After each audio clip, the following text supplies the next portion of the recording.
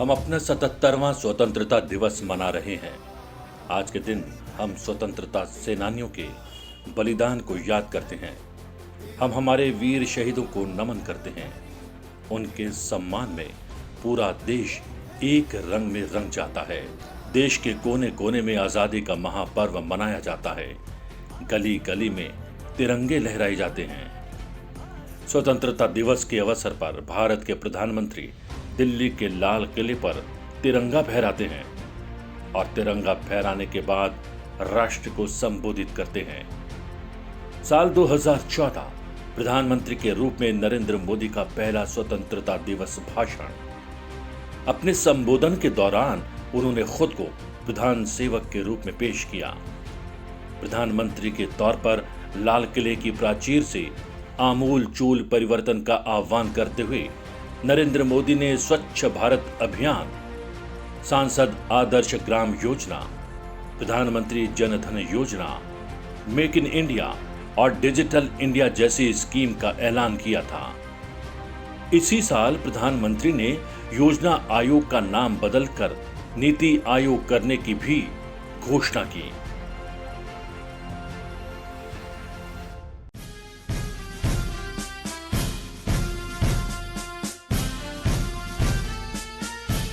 प्रधानमंत्री जन धन योजना, इस प्रधानमंत्री जन धन योजना के माध्यम से हम देश के गरीब से गरीब लोगों को बैंक अकाउंट की सुविधा से जोड़ना चाहते हैं। आज करोड़ों करोड़ों परिवार हैं जिसके पास मोबाइल फोन तो है लेकिन बैंक अकाउंट नहीं है।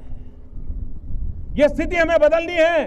देश की आर्थिक संसाधन गरीब के काम आए, इसकी शुरुआत यहीं से होती है। यही तो है जो खिड़की खोलता है।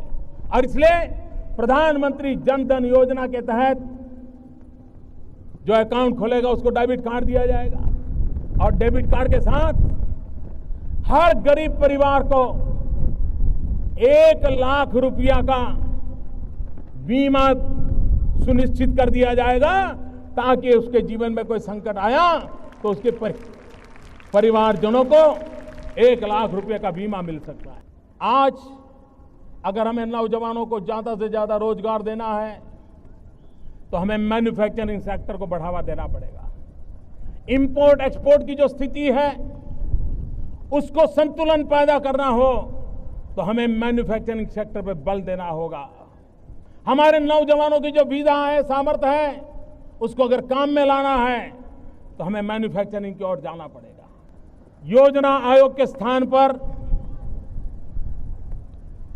एक क्रिएटिव थिंकिंग के साथ राष्ट्र को आगे ले जाने की दिशा, पब्लिक प्राइवेट पार्टनरशिप की दिशा, संसाधनों का ऑप्टिमम यूटिलाइजेशन, प्राकृतिक संसाधनों का ऑप्टिमम यूटिलाइजेशन, देश की युवा शक्ति के सामर्थ्य का उपयोग, राज्य सरकारों की आगे बढ़ने की इच्छाओं को बल देना, राज्य सरकारों को ताकतवर बनाना, संघीय ढांचे को ताकतवर बनाना, ऐसा नए रूप रंग के साथ, नया शरीर, नई आत्मा के साथ, नई सोच के साथ, नई दिशा के साथ, नए विश्वास के साथ एक नए इंस्टीट्यूशन को हम निर्माण करेंगे और बहुत ही जल्द योजना आयोग की जगह पर ये नई इंस्टीट्यूट काम करे, उस दिशा में हम आगे बढ़ने वाले हैं। प्रधानमंत्री नरेंद्र मोदी ने साल 2015 में अपने दूसरे स्वतंत्रता दिवस भाषण के दौरान 1 रैंक 1 पेंशन की सैद्धांतिक मंजूरी सहित सरकार की उपलब्धियां और वादों पर प्रकाश डाला। ये संबोधन जन धन योजना की प्रगति, काले धन और भ्रष्टाचार पर रोक पर केंद्रित था। हालांकि उन्होंने इस साल स्टार्टअप इंडिया और स्टैंड अप इंडिया की जोरदार वकालत की।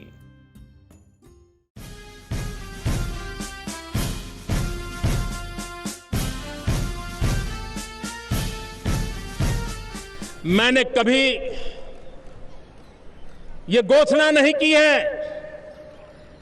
लेकिन आज मैं हिसाब देना चाहता हूं। मैं देशवासियों को विश्वास दिलाना चाहता हूं मैं 125 करोड़ देशवासियों की टीम इंडिया को कहना चाहता हूं कि ये देश भ्रष्टाचार से मुक्त हो सकता है। कई वर्षों से कई सरकारें आई और चली गई। वन रैंक वन पेंशन, ये विषय हर सरकारों के सामने आया है। हर सरकारों के सामने प्रस्ताव रखे गए हैं। हर सरकारों ने छोटे मोटे वचन भी दिए हैं, वादे भी किए हैं, लेकिन समस्या का समाधान नहीं हुआ। मेरे आने के बाद भी अभी तक मैं इसको कर नहीं पाया। मैं आज मेरे सेना के सभी जवानों को विश्वास फिर से एक बार दे रहा हूं, और ये बात एक व्यक्ति नहीं बोल रहा, 125 करोड़ टीम इंडिया की तरफ से मैं कह रहा हूं। तिरंगे की छत्र छाया में कह रहा हूं, लाल किले की प्राची से कह रहा हूं। मेरे सेना के जवानों, सिद्धांततः वन रैंक वन पेंशन हमने स्वीकार किया हुआ है, लेकिन इसके संगठनों से बातचीत का दौर चल रहा है। हम चाहते हैं, अंतिम दौर में यह दाव तब पहुंची है, संपूर्ण राष्ट्र के विकास को ध्यान में रखते हुए हर किसी को न्याय मिले, इस बात को ध्यान में रखते हुए 20-20, 25-25 साल से लटकी हुई समस्या का हमने रास्ता खोजना है। मुझे विश्वास है कि जिस विश्वास के साथ वार्ता चल रही है, मैं सुखद परिणाम की आशा करता हूं। अपने तीसरे स्वतंत्रता दिवस भाषण में प्रधानमंत्री नरेंद्र मोदी ने बलूचिस्तान में मानव अधिकारों के हनन की कड़ी निंदा की।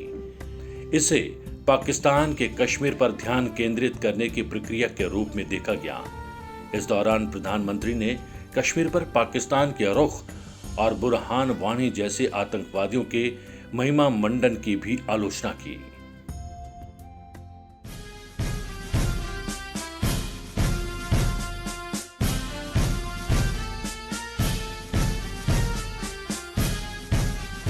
मानवता की प्रेरणा से पले बड़े लोग कैसे होते हैं और आतंकवाद को पुरस्कार देने वाले लोग कैसे होते हैं, मैं विश्व के सामने दो चित्र रखना चाहता हूं, दो घटनाएं उनके सामने रखना चाहता हूं, और मैं विश्व को कहता हूं, मानवता में विश्वास करने वाले लोगों को कहता हूं कि जरा तराजू से तोल के देखिए।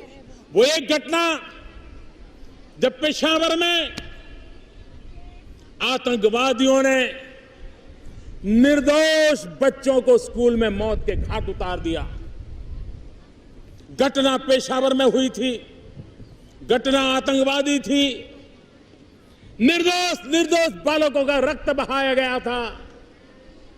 ज्ञान के मंदिर को रक्त रंजित कर दिया था। निर्दोष बच्चों को मार दिया गया था। यह हिंदुस्तान, संसद की आंखों में आंसू थे। भारत की हर स्कूल रो रही थी। भारत का हर बच्चा पेशावर के बच्चों की मौत से सदमा अनुभव कर रहा था।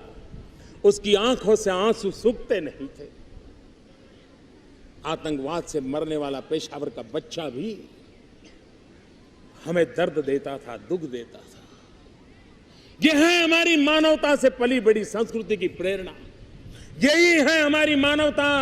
लेकिन और तरफ देख लीजिए कि जब आतंकवादियों को ग्लोरीफाई करने का काम हो रहा है, जहां आतंकवादी घटना में निर्दोष लोग मारे जाएं तो जश्न मनाए जाते हैं।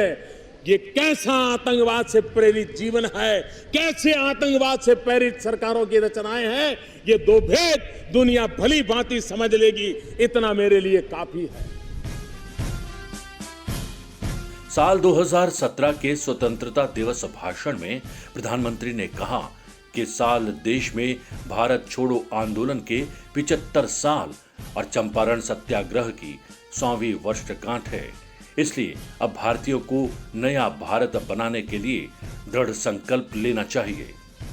लाल किले की प्राचीर से प्रधानमंत्री मोदी ने कहा कि भारत ने 1942 से 1947 तक अपनी सामूहिक ताकत देखी।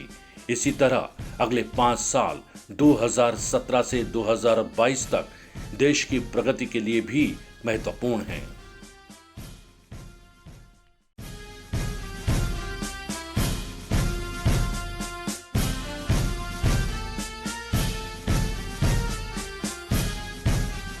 ये वर्ष है जब चंपारण सत्याग्रह की शताब्दी मना रहे हैं। ये वर्ष है जब साबरमती आश्रम की शताब्दी का भी वर्ष है। ये वर्ष है जब लोकमान्य तिलक जी, जिन्होंने कहा था स्वराज्य मेरा जन्मसिद्ध अधिकार है, और जनचेतना जगाने के लिए सार्वजनिक गणेशोत्सव की परंपरा को प्रारंभ किया था, उसको भी 125वां वर्ष है। एक प्रकार से इतिहास की ऐसी तवारीख है जिसका स्मरण, जिसका बोधपाठ हमें देश के लिए कुछ न कुछ करने की प्रेरणा देता है। हम आजादी का 70 वर्ष और 2022 में आजादी के 75 साल, 1942 से 1947 देश ने एक सामूहिक शक्ति का प्रदर्शन किया, अंग्रेजों के नाक को दम ला दिया, और 5 साल के भीतर भीतर अंग्रेजों को हिंदुस्तान छोड़ करके जाना पड़ा। हमें आजादी के 75 साल के 5 साल अभी हमारे पास है। हमारी सामूहिक संकल्प शक्ति, हमारा सामूहिक पुरुषार्थ, हमारी सामूहिक प्रतिबद्धता उन महान देश भक्तों को याद करते हुए परिश्रम की पराकाष्ठा 2022 में आजादी के दीवानों के सपनों के अनुरूप भारत बनाने के लिए काम आ सकती है। और इसलिए न्यू इंडिया का एक संकल्प लेकर के हमें देश को आगे बढ़ाना है। साल 2018 में स्वतंत्रता दिवस के अवसर पर प्रधानमंत्री नरेंद्र मोदी ने आयुष्मान भारत योजना की शुरुआत की। अपने संबोधन के दौरान लाल किले की प्राचीर से प्रधानमंत्री ने कहा कि आयुष्मान भारत योजना से 10 करोड़ परिवारों या 50 करोड़ भारतीयों को मदद मिलेगी।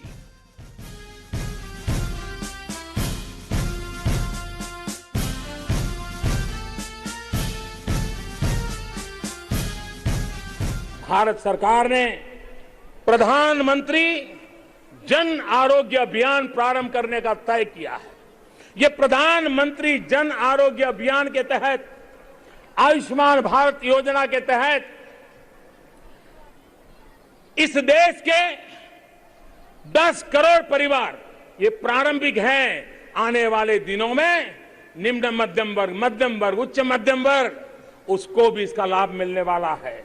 और इसलिए 10 करोड़ परिवारों को, यानी करीब करीब 50 करोड़ नागरिक, हर परिवार को 5 लाख रुपया सालाना ये हेल्थ एश्योरेंस देने की योजना है।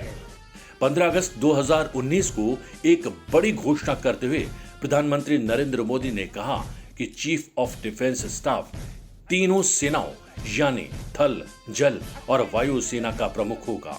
वो सशस्त्र बलों और प्रधानमंत्री के बीच संपर्क का एकमात्र माध्यम होगा। उन्होंने कहा कि हमारी सेनाएं भारत का गौरव हैं।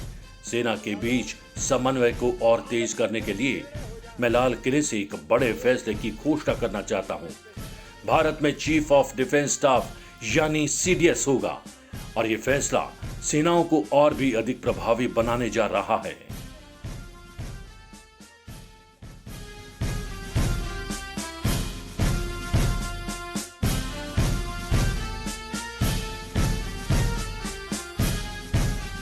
हमारी पूरी सैन्य शक्ति को एक मुस्त होकर के एक साथ आगे बढ़ने की दिशा में काम करना होगा। जल थल नभ में से एक आगे रहे, दूसरा 2 कदम पीछे रहे, तीसरा 3 कदम पीछे रहे तो नहीं चल सकता। तीनों एक साथ एक ही ऊंचाई पर आगे बढ़े, कोऑर्डिनेशन अच्छा हो, सामान्य मानवीय की आशा आकांक्षाओं का अनुकूल हो, विश्व में बदलते हुए युद्ध के और सुरक्षा के माहौल के अनुरूप हो। इन बातों को ध्यान में रखते हुए आज मैं लाल किले से एक महत्वपूर्ण निर्णय की घोषणा करना चाहता हूं। इस विषय के जो जानकार हैं वो बहुत लंबे अरसे से इसकी मांग करते रहे हैं। आज हमने निर्णय किया है कि अब हम chief of defence staff CDS इसकी व्यवस्था करेंगे और इस पद के गठन के बाद तीनों सेनाओं के शीर्षस्थ स्तर पर एक प्रभावी नेतृत्व मिलेगा। हिंदुस्तान के सामरिक दुनिया की गति में ये सीडीएस एक बहुत अहम और रिफॉर्म करने का जो हमारा सपना है उसके लिए बल देने वाला काम है। 15 अगस्त 2020 देश के 74वें स्वतंत्रता दिवस के अवसर पर लाल किले से राष्ट्र को संबोधित करते हुए प्रधानमंत्री नरेंद्र मोदी ने मेक इन इंडिया को अपनी पसंदीदा पहल के साथ साथ मेक फॉर वर्ल्ड के मंत्र को सामने रखा। उन्होंने वोकल फॉर लोकल की अवधारणा को भी बढ़ावा दिया। इस दौरान लाल किले की प्राचीर से प्रधानमंत्री ने कहा कि आजाद भारत की मानसिकता वोकल फॉर लोकल होनी चाहिए। हमें अपने स्थानीय उत्पादों की सराहना करनी चाहिए।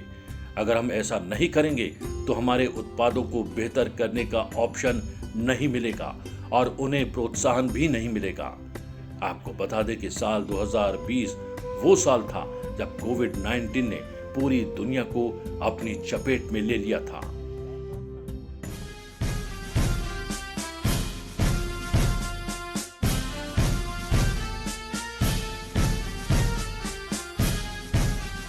आजाद भारत की मानसिकता होनी चाहिए वोकल फॉर लोकल। हमारे जो स्थानीय उत्पाद है उसका हमने गौरवगान करना चाहिए। हम अपनी चीजों का गौरवगान नहीं करेंगे तो उसको अच्छा बनने का अवसर भी नहीं मिलेगा, उसकी हिम्मत नहीं बढ़ेगी। आइए हम मिलकर के संकल्प लें, आजादी के 75 साल के पर्व की ओर जब कदम रख रहे हैं तब वोकल फॉर लोकल का जीवन मंत्र बन जाए और हम मिलकर के भारत की उस ताकत को हम बढ़ावा दे दें। 15 अगस्त 2021 को भारत की आजादी का 75वां वर्षगांठ मनाया गया। इसके उपलक्ष्य में लाल किले की प्राचीर से प्रधानमंत्री ने 75 सप्ताह तक आजादी का अमृत महोत्सव मनाने की घोषणा की। लाल किले की प्राचीर से प्रधानमंत्री ने कहा कि सबका साथ, सबका विकास, सबका विश्वास और अब सबका प्रयास हमारे हर लक्ष्य को प्राप्त करने के लिए बहुत महत्वपूर्ण है। इसके अलावा राष्ट्रीय मास्टर प्लान गति शक्ति योजना की भी घोषणा की गई। राष्ट्र को संबोधित करते हुए प्रधानमंत्री ने यह भी वादा किया उनकी सरकार 75 वंदे भारत ट्रेन चलाएगी जो देश के हर कोने को जोड़ेगी। इसी साल लाल किले की प्राचीर से ही प्रधानमंत्री मोदी ने खाद्य सुरक्षा योजना के तहत फोर्टिफाइड राइस योजना, लड़कियों के लिए सैनिक स्कूल और नेशनल हाइड्रोजन मिशन का भी ऐलान किया।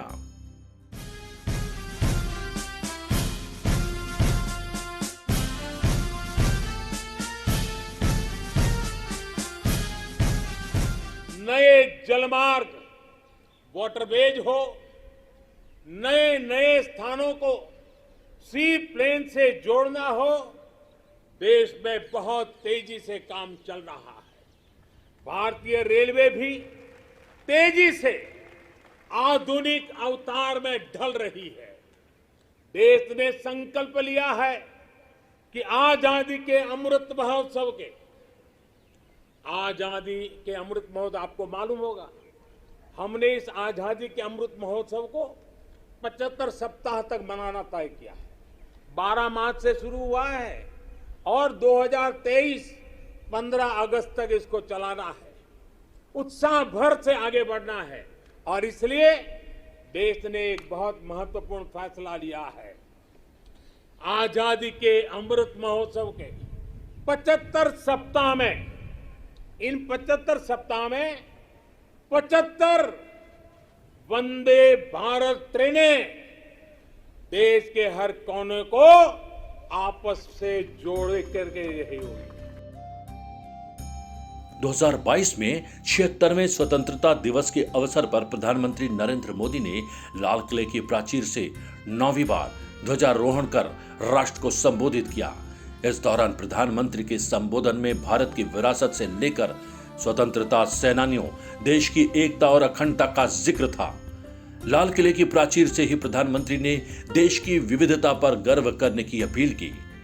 स्वतंत्रता के 76वें वर्ष पर लाल किले की प्राचीर से प्रधानमंत्री नरेंद्र मोदी ने 2047 तक स्वतंत्रता सेनानियों के सपनों को पूरा करने और विकसित भारत के लिए 5 प्रण के साथ आगे बढ़ने का आह्वान किया। इसे उन्होंने पंच प्रण नाम दिया। राष्ट्र को संबोधित करते हुए प्रधानमंत्री ने कहा कि हमें पंच प्रण यानी 5 संकल्पों पर काम करना चाहिए। नंबर 1, देश विकसित भारत जैसे बड़े लक्ष्य हासिल करेगा। नंबर 2, गुलामी की हर सोच से मुक्ति पाने का प्रयास। नंबर 3, हमें विरासत पर गर्व होना चाहिए। नंबर 4, एकता और एकीकृत का उद्देश्य। और नंबर 5, देश के लिए काम करना नागरिकों का कर्तव्य।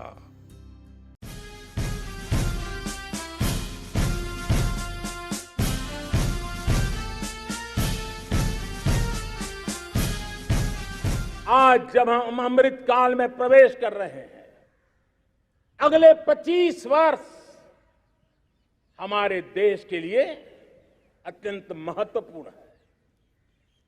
और इसलिए जब मैं आज मेरे सामने लाल किले पर से 130 करोड़ देशवासियों के सामर्थ्य का स्मरण करता हूं, उनके सपनों को देखता हूं, उनके संकल्पों की अनुभूति करता हूं, तो साथियों मुझे लगता है आने वाले 25 साल के लिए हमें उस 5 पंच प्राण पर अपनी शक्ति को केंद्रित करनी होगी, अपने संकल्पों को केंद्रित करना होगा, अपने सामर्थ्य को केंद्रित करना होगा और हमें उन पंच प्राण को लेकर के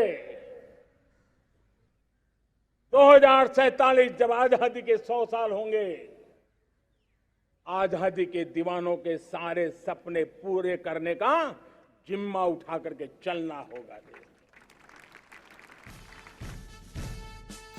बहरहाल स्वतंत्रता दिवस के अवसर पर 15 अगस्त को हर साल प्रधानमंत्री दिल्ली के ऐतिहासिक लाल किले स्मारक पर राष्ट्रीय ध्वज फहराते हैं और राष्ट्र को संबोधित करते हैं। साल 2014 के बाद से लगातार प्रधानमंत्री नरेंद्र मोदी अपने स्वतंत्रता दिवस के भाषणों में सरकार की उपलब्धियों के बारे में देशवासियों को जानकारी दे रहे हैं और भविष्य की योजनाओं का ऐलान भी कर रहे हैं। प्रधानमंत्री नरेंद्र मोदी ने इन 9 सालों में कई ऐसे बड़े और अहम फैसले लिए हैं जिन्होंने देश की जनता पर सीधा असर डाला है। आशाओं और अपेक्षाओं के साथ इन 9 सालों के फैसलों के बाद ये कहा जा सकता है, लाल किले की प्राचीर से प्रधानमंत्री का संदेश सबसे ऊपर देश। यही समय है, सही समय है, भारत का अनमोल समय है। असंख्य भुजाओं की शक्ति है, असंख्य भुजाओं की शक्ति है। हर तरफ देश की भक्ति है, असंख्य भुजाओं की शक्ति है, हर तरफ देश की भक्ति है। तुम उठो तिरंगा लहरा दो, तुम उठो तिरंगा लहरा दो, भारत के भाग्य को फहरा दो, भारत के भाग्य को फहरा दो।